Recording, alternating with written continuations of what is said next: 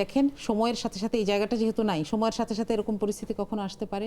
দেশ পরিচালনার ক্ষেত্রে কেন এই প্রিন্সিপালটা মানছেন না যে কোরআনে যা আছে সেটা সেইভাবেই দেশ চলবে? আচ্ছা, দেশ পরিচালনার ক্ষেত্রে এখানে মানুষের মতামতের একটা ব্যাপার আছে, গণমানুষের মতামতের। আর জামাতের ইন্টারনাল পলিসি শুধু যারা এখানে সাবস্ক্রাইব করেছে এবং একটা জায়গায় এসেছে, যাদের ভোটাধিকার আছে, সেই জায়গার মানুষের জন্য বলছি। সেখানে এটা যেই কথাটা ডক্টর জাহেদ বলেছে, কথাটা ইম্পর্ট্যান্ট, যে সৃষ্টিগত কারণেই নারীকে এমনিতেই অনেক দায়িত্ব নিতে হয়।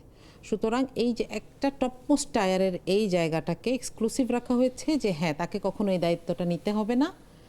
তাকে এই জায়গা থেকে, আমি যদি কথাটাকে অন্যভাবে বলি, যে তাকে এই জায়গাটা থেকে রিলিজ দেওয়া হয়েছে যে ঠিক আছে, এই জায়গাটার দায়িত্ব আমরা নিলাম, আপনি মহিলাদের সাথে কাজ করেন। এবং যিনি মহিলাদের সাথে কাজ করছেন তারও স্পেসিফিক, তিনি তো মহিলাদের পুরো বিভাগ দেখছেন, তাকে কাজ করতে হয়, দেখতে হয়। তো যেই জায়গা, এই জায়গাটাকে এক্সক্লুসিভ রাখা হয়েছে। এখন গঠনতন্ত্রে সেটা নাই। আমি বলছি না যে তার মানে হ্যাঁ এটা হওয়া সম্ভব বা হবে কি না। দেখেন সময়ের সাথে সাথে এই জায়গাটা যেহেতু নাই, সময়ের সাথে সাথে এরকম পরিস্থিতি কখনো আসতে পারে যে হয়তো যারা অ্যাভেলেবল আছেন সেখানে যোগ্যতার বিচারে একজন নারী এগিয়ে, গঠনতন্ত্র যেহেতু এখানে নিষেধ করে না, একজন নারীও প্রধান হতে পারবেন, অসুবিধা নাই। কিন্তু যতক্ষণ পর্যন্ত একজন যোগ্য পুরুষ থাকবেন, তিনি হয়তো চাইবেন সাংগঠনিকভাবেই যে এই দায়িত্বটা একজন পুরুষ নেবেন এবং নারীকে রিলিজ দিবেন। সমান যোগ্যতার দুজন মানুষ থাকলেও সেখানে পুরুষ প্রাধিকার পাবে। পুরুষ হওয়ার কারণে প্রাধিকার পাবেন না, ভোটের কারণে আসবে।